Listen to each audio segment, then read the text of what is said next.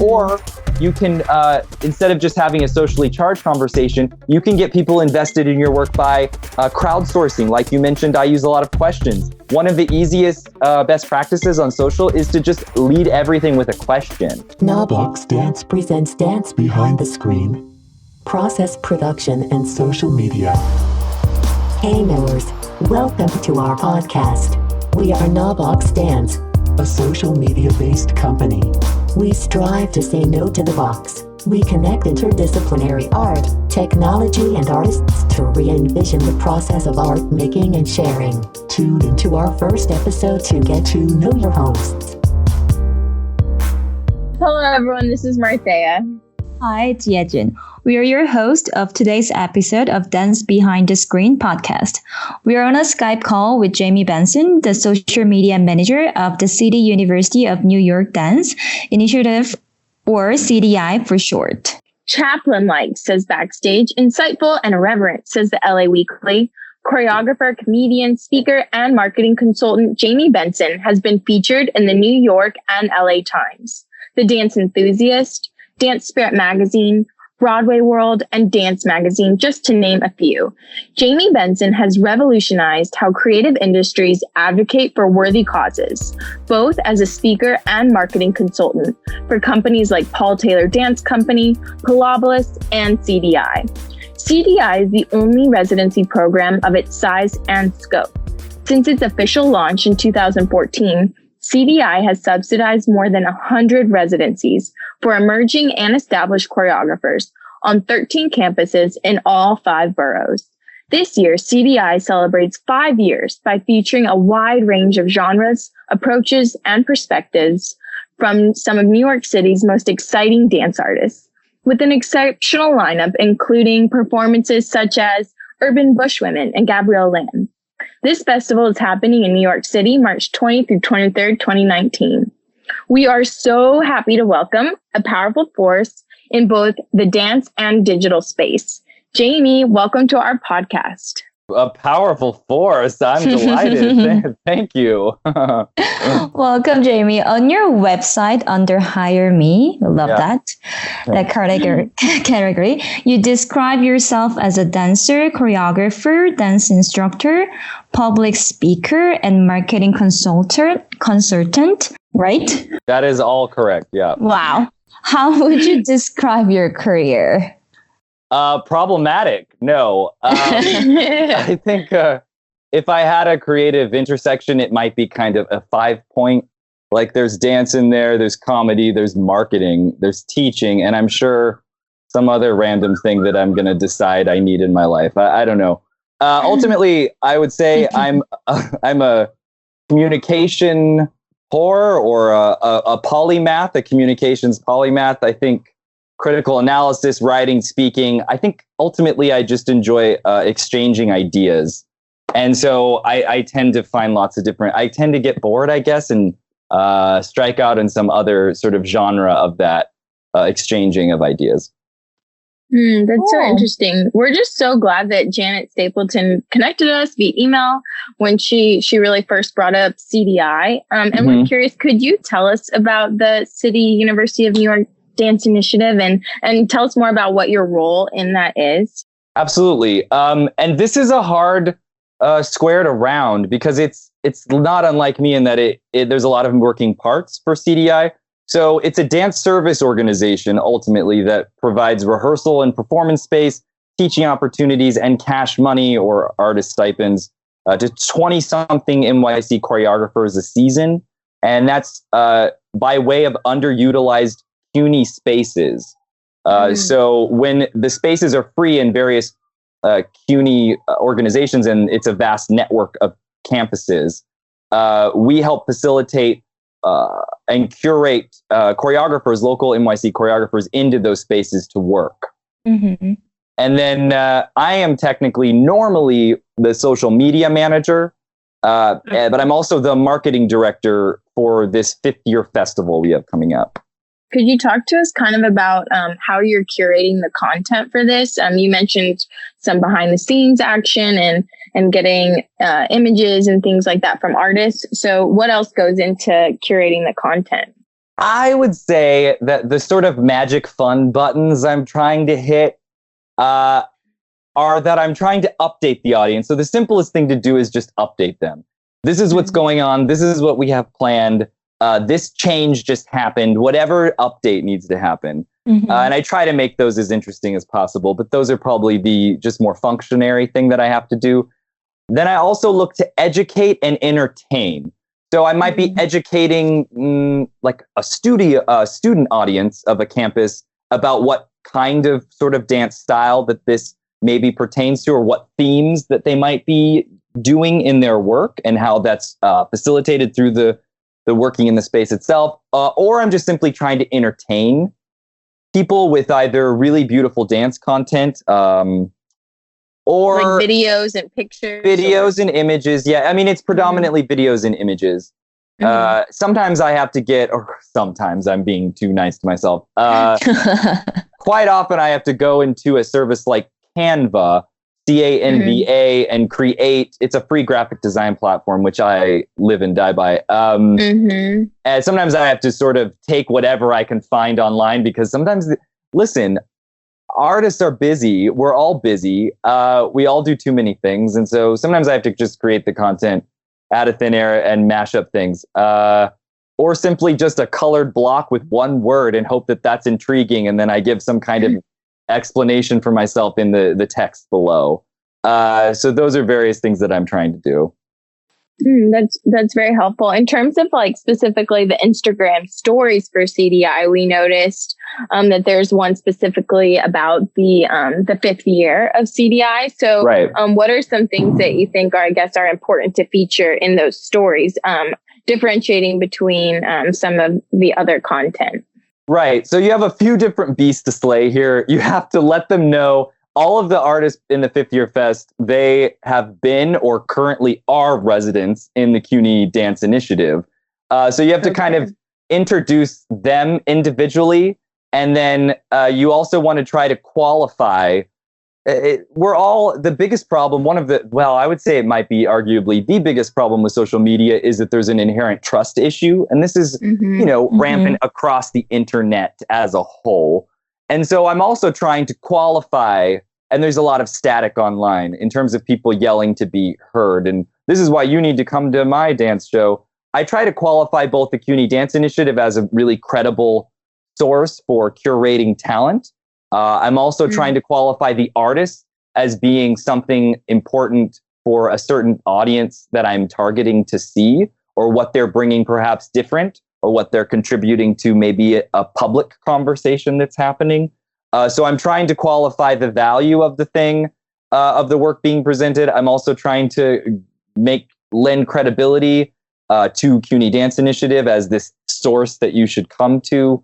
I'm also giving little behind the scenes tidbits. I'm also qualifying and becoming more credible by sharing press in this sort of way. So any press that we're attaining, that gets put out there. And we're trying to give people a really grounded, we're trying to, strut our gravitas around a little bit, while somehow introducing all the very disparate artists that are presenting. You are listening to Navox Dance. And I think that's definitely coming across, and we appreciate you really kind of unveiling the process behind the screen of CDI. And we're curious about your marketing strategies. Do these differentiate between your different clients? Like we noticed you work for also Pilobolus, or in the past, Paul Taylor Dance Company, the Joyce Theater. So yeah, how do your marketing strategies differ between clients, if they do? They do quite a lot. There's some sort of prevailing things that just exist.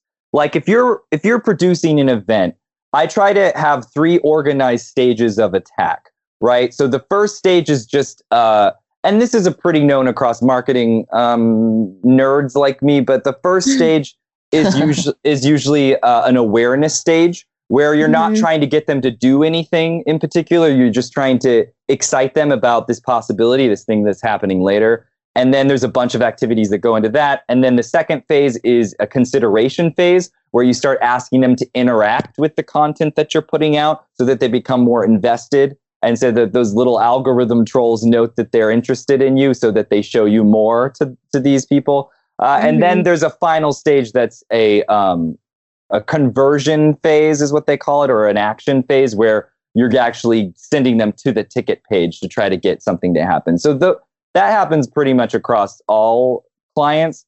But for something like, I do a lot of different things. When I say marketing, that's such a big term, but right. With CDI, I'm, because it's residents, I'm aggregating their content more than I'm just creating content myself. I'm also advocating for the dance industry in a general sense because I see CDI as a sort of digital connective tissue for these disparate, cultural identities. And then definitely. With some clients, I'm simply just there to help with strategic planning, maybe via a consultation where I just go in and I tell them what I would do and then walk away, which I love actually. But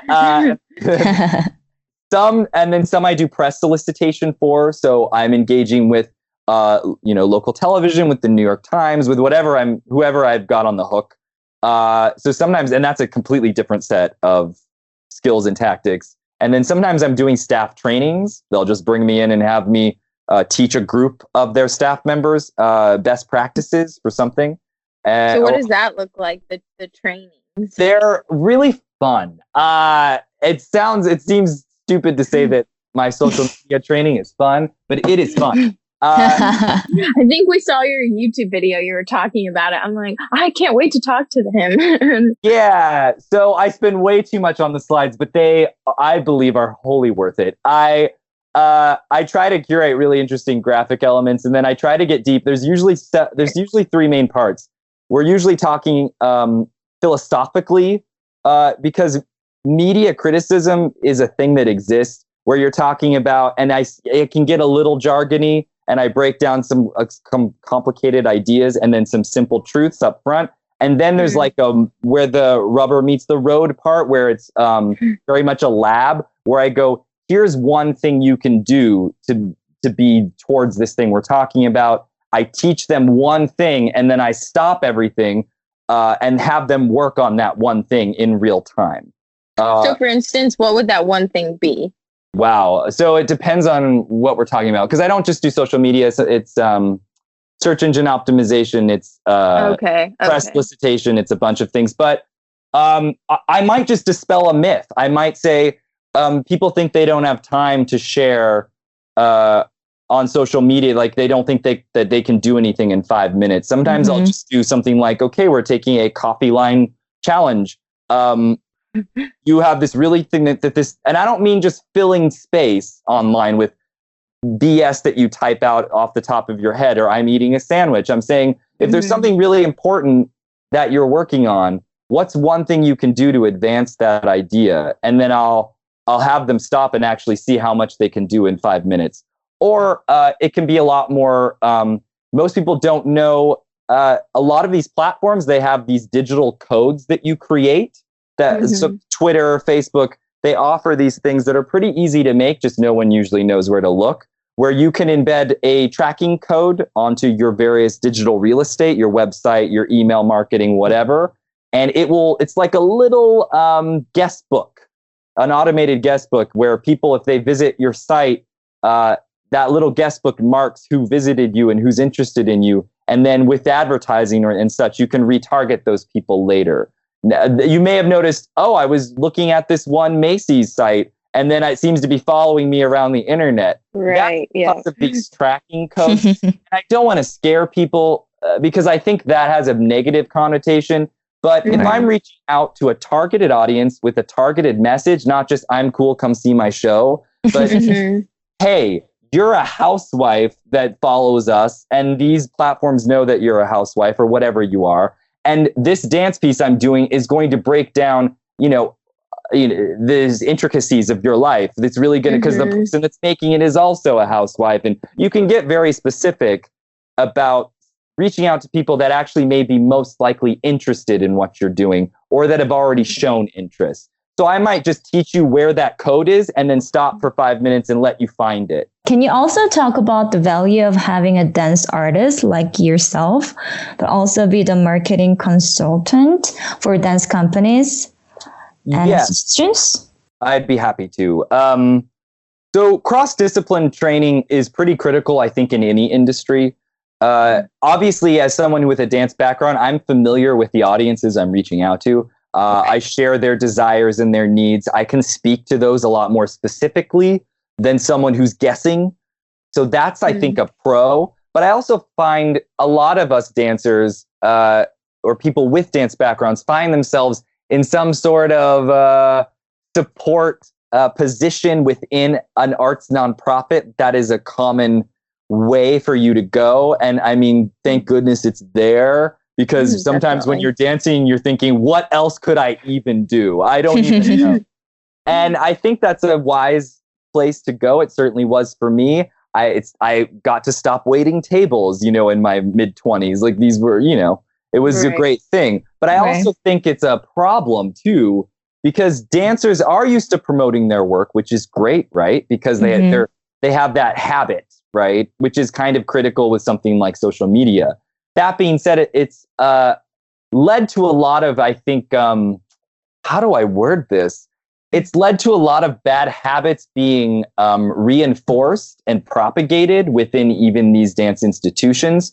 Like broadcasting, one-way platform broadcasting. A lot of dancers, we don't have time. We're producing, we usually have a day job. We're trying to create a full evening of work sometimes. And then we're also in charge of running our own media organization with our own social platforms. Right. So what happens is a lot of people just one-way radio broadcast everything that they're doing, all their promotions, when really it's more about having a conversation online. And I guess I can get into that more with maybe some of the other things you might ask me. But sometimes it also perpetuates habits that aren't good, because it's a little too and you need marketing nerds. And I've got one foot in and out of 10 worlds. So I have that training and that background I can bring in. And I think that's partly why I get asked to do a lot of trainings and workshops, because it's just, we're not educated in it. And it is an education. It's nuanced, complicated stuff. I don't know if that answered your question. Sure. And yeah, I agree. Like, we don't, like, as a dance major, it's hard to promote my works, and perhaps, like, I don't know how to promote. Well, exactly. You have knowledge. You've seen what works on your own platforms. We have, you have an experiential knowledge, but sometimes there's just a little education that can really take a good instinct like you may already have and amplify it dramatically. Right. So that's what I try to teach in my trainings usually. Yes, definitely we need that one. And you use many social media platforms like Twitter, Facebook, website, Instagram, LinkedIn, YouTube. Do you manage all of this? Is it possible? It is not possible, and yes, I manage them all. Don't forget to say no to the box. Okay, so if so, would you tell us about your process of creating and posting content in each platform? And we're also curious, what is the most important task when it comes to managing your social media? Sure. Let's see. I think that conversation is something that is, I think, more important than creating content. And there's overlap here. But I feel could you define conversation for us? Yes, absolutely. I'll give you an example recently that CDI we dealt with.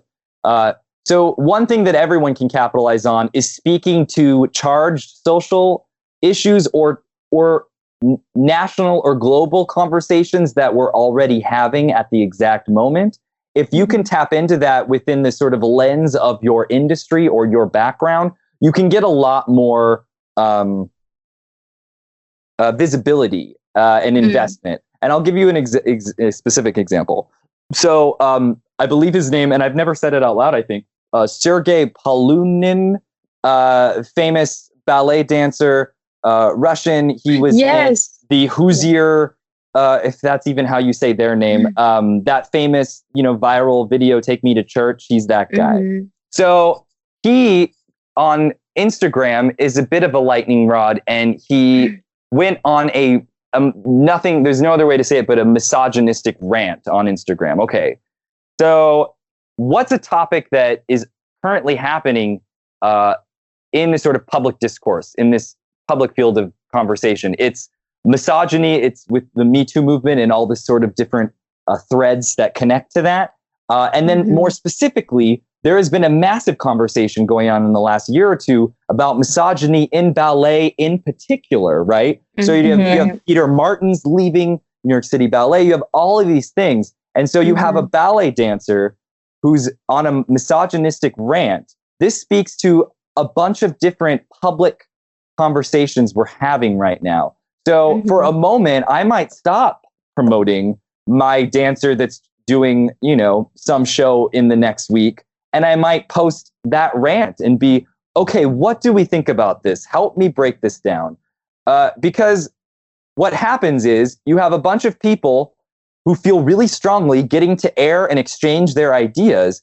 I'm personally, and it's not about, and this has helped me, especially since the CUNY Dance Initiative, because it's a municipal entity, it can't be political. And so it's not even about, and I think everyone should do this, not just because legally they shouldn't, like I shouldn't in this situation, but instead of saying, oh my God, can you believe this maniac, blah, blah, like already putting this intense spin on how I feel about it, it's actually more powerful to go, what do we think happened here? What is this? What do we think happened? And then I could show you the screenshot. It's dozens of comments, dozens of shares, people legitimately wrestling with this idea and linking it to this bigger conversation we're having about misogyny in the culture in general, as well as within our own industry. And what's great is you can act as a moderator. It's not even a lot of work. There's a lot of ways that I've found to both appease the algorithm gods, speak to some, public thing that's happening, and also have a dance conversation through a social media platform. I acted as moderator and go, okay, that's interesting. I would like more information there. Don't just give me your opinion. Where did you get this? Let's talk about the source. Okay, tell me about his history. Someone's telling me about his history and why it's led him to be the way that he is. And even if I don't agree with what he's saying, if I understand him better, it's less just rage porn. Do you know what I mean? Yeah. There's this thing that we fall into where there's not only sides. I think you understand what I mean. The two most dramatic opposing sides of any one extreme issue. Parties. Yeah. Right. So a lot of us are ready when we're on social media to bark at somebody. And I think there's a lot more power in facilitating conversation. And, there are both selfish and altruistic reasons to do this. Selfishly, these algorithms reward you for interactivity, and they have a hierarchy of what they deem valuable and what they show more of.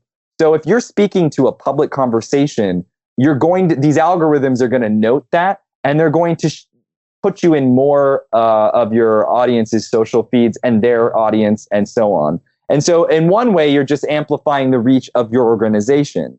But in another way, you're also making social media a valuable place to exchange ideas, which is really what it was intended for. Right. And so you get to have your cake and eat it too, when you have a real conversation that's relevant to your industry, but that also is tapping into something larger. And it doesn't have to be a random outside thing like this ballet dancer. A lot of the work that a lot of us are exploring, they deal with themes of race. They deal with themes of gender. And so we can have that. I encourage people to have that conversation over just sharing another bit of footage and saying, we're in the theater and we're dancing. And but why?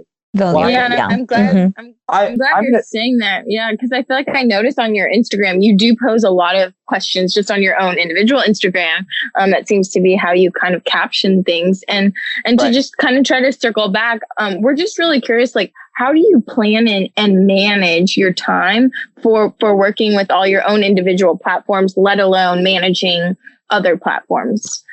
So like, what does it look like? Walk us through your process, if you will. Process. You use a Google Calendar? Like, how does it work? Okay. I do use a third-party scheduling platform called Buffer, although there are a lot of different kinds, and I use a lot of them because I have different clients. And I do try to schedule. Do you time batch? Like, I'm going to sit down for an hour and work on my own stuff, or how does that work?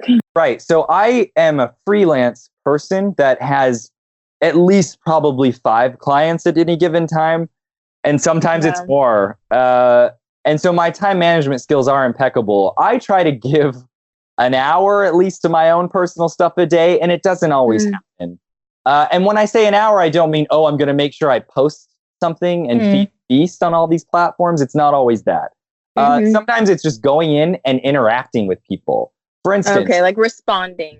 It's not even just responding. It's actively creating relationships with other relevant people. So I've read a lot of books about influence and persuasive rhetoric. One of the easiest ways, you two, as digital entrepreneurs, creative types, one of the easiest ways you can get a strong or cultivate a strong group of allies is you go and interact with them first. You go and plug what they're doing on your platforms. In terms of psychology, people will want to return the favor. And then all of a sudden you've developed a relationship. And people also want to be consistent. So if they've been supportive of you in the past, they're going to want to continue to be supportive in the future. So sometimes it's about flipping the script on what we think is promotion. A lot of people think, I'm doing this. Look at me, validate my life choices. Right? And that's what it escalates to, where we're all just screaming at each other at once to listen to us. Well, that doesn't really work. So what I try to do, for instance, on something like Twitter, there's something that's, if anyone uses, artists don't use Twitter as much as like journalists and other things, but it's a valuable platform in one way, in that you can create something that's called a list, to where you can curate. And I have different lists. I have dance influencers list. I have, stand-up comedians lists. I have, filmmaking gurus, because I like filmmaking, and I have different lists for all these people. And I have only the people I'm interested in having a relationship on those lists. You click on that list, and then that's the only thing in your feed. So this is a powerful idea when you only have 5 minutes to do something valuable on social. It's not just, let me just load this random video up and not even hashtag it or caption it, or, go on there and interact with the people that you most desire to have a relationship with. That's more powerful. You are listening to Navvox Dance. On if you've seen a shift in how people are consuming dance now with the real evolution of social media. Evolution, yeah. Oh boy, it's changing every day, you guys. Yeah. I think every second, right? It's true. So I think we all live differently in just a general sense. I'm not even going to speak specifically to dance in social media. There's a way that we have changed the way we live.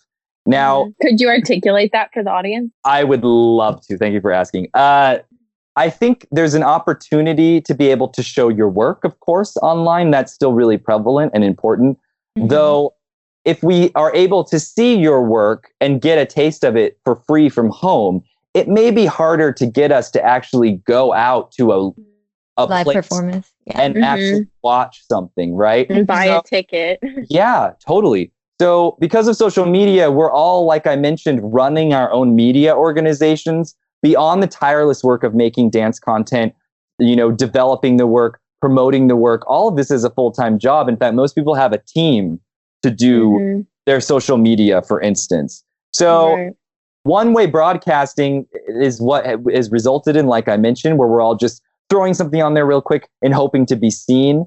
Well, I think the best way I can describe it is in the 21st century, or in this modern digital era, we have Netflix and chill or your live show. And Netflix and chill will always win, gang. It will always, which is why these conversations we're having are really important online, because if I become invested in the themes behind your work, and it's not even just socially charged issues, there's value in entertainment too. And I think it's important to share really good stuff. If you don't have great video that day, don't share that day. It's okay, Or you can, instead of just having a socially charged conversation, you can get people invested in your work by crowdsourcing. Like you mentioned, I use a lot of questions. One of the easiest best practices on social is to just lead everything with a question. So maybe you're debating between two gestures and you're in the studio. Maybe you have your friend who's dancing with you or what have you film just those two gestures. And maybe that's what you throw up that day and go, oh, is it this one or this one? I can't decide. They will become more invested, and people, even if they're not creative, although a lot of our friends are, but the beauty of crowdsourcing ideas is that people who maybe work in a bank during the day, I have found, revel in that opportunity to be creative for the 2 seconds it takes them to comment. And so that's a great point. I know, especially like in the fashion industry, that seems to be a huge thing that's happening. This idea of influencers crowdsourcing to design the product for the consumer. In fact, the corporations have sort of, especially retail, have run away with this to where their websites are create your own adventure in terms of their manufacturing. What's diabolical about it, though, is that they're basically hiring less design team because they're going to make you do some of the labor. And it's both good and bad, because how many times do you walk by something like a bag in the window and you go, oh, if only the handle was a different color. It's still a great thing. But we can take this idea, this crowdsourcing, it's actually called in academic circles immaterial labor. It's your idea labor, essentially. But you can use that to both give someone something meaningful, have them invest more in your work, and then think about it. I've crowdsourced the title of my pieces before. Do you think you're more likely to come to my piece if you help name it? Probably. So those things we can do, and that's how to use social media. Don't forget the networking part of the social networking, right? You want that conversation. And I'm going to really wear that idea out, but I feel like people still don't quite get that. It's just a slight change in perspective that can both give you a lot less work on social and make your impact a little more meaningful. Awesome. Then how does social media, I think you kind of answered these questions. How does social media influence your career? Have you ever experienced like failure? In social media? Yeah. Absolutely. But I do think our social followings are impactful more than just a sort of external validation cycle, which is not good. I do know that a lot of people who curate artists, they do consider their social following when they're curating. Right.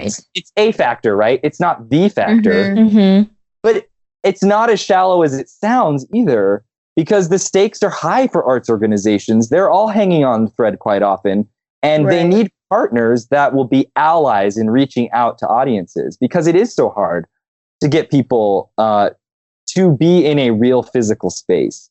So it influences all of our careers a little bit in that way, but it's not just dance. This is the same for getting a job anywhere. There are a lot of studies out now that very much validate the idea that when you are looking for a job, even in a non-arts field, it's up to, I forget the latest findings, it's 30 to 50% of them will likely check your social media before they even consider seriously hiring you. Right. So it does influence our careers, whether we like it or not. And if you have, my thing is, it's not about likes and followers.